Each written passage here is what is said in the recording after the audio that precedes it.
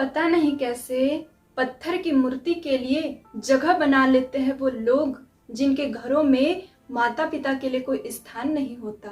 जिस देश में मातृ देवो भव पितृ देवो भव की भावना हुआ करती थी, जिस देश में माता पिता का आदर होता था, सम्मान होता था, आज उस देश में माता पिता का अपमान हो रहा है। किसी जमाने में इस देश में माता पिता का सम्मान हुआ करता था, श्रवण कुमार जैसी संतानें जन्म लेती थी, लेकिन आज उसी देश में वृद्धाश्रम खुल रहे हैं।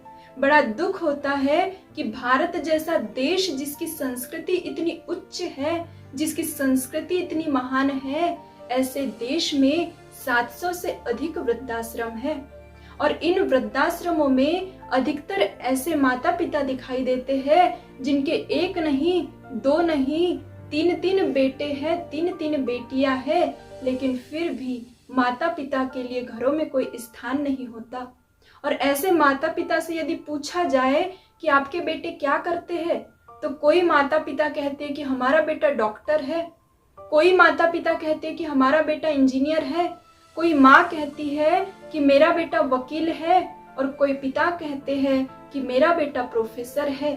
इतना सब कुछ होते हुए भी घरों में माता पिता के लिए स्थान नहीं होता, माता पिता वृद्धाश्रम में रहते हैं।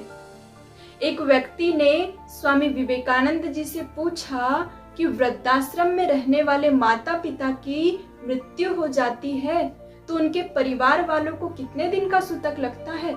तो स्वामी विवेकानंद जी कहते हैं, जो व्यक्ति अपने माता पिता को वृद्धाश्रम भेज देता है, जो बेटा अपने माता पिता को वृद्धाश्रम भेज देता है, उसे तो जीवन भर का सूतक लग जाता है। वह व्यक्ति कोई धार्मिक कार्य करने योग्य नहीं रहता, पूजा पाठ करने योग्य नहीं रहता। तभी तो शास्त्र भी कहते हैं कि जो बेटा माता पिता की सेवा नहीं करता, आदर नहीं करता, सम्मान नहीं करता, उसे पूजा पाठ करने का भी कोई लाभ नहीं मिलता।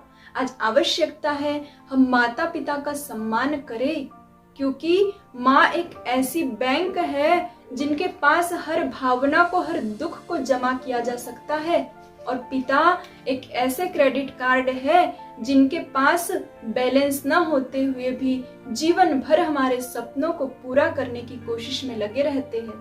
तभी तो कहा गया है, माता पिता का हाथ पकड़ कर रखिए, यकीन मानिए दुनिया में किसी के पैर पकड़ने की जरूरत नहीं पड़ेगी। आज आवश्यकता है हम अपनी खोई हुई संस्कृति को पुनः जाने, सनातन संस्कृति के अनुसार अपने जीवन को जिए। आज इसकी हमें आवश्यकता है।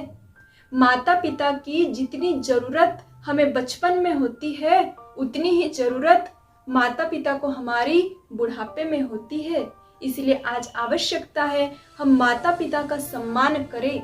लेकिन आज हम क्या करते हैं, जिन मूर्तियों को तो इंसान बनाता है, उन मूर्तियों को हम घर में लाकर उनकी पूजा कर लेते हैं, लेकिन जो माता पिता हमारा निर्माण करते हैं, जिन माता पिता ने हमें बनाया, हम उनकी सेवा नहीं कर पाते। आज ये सोच का विषय है।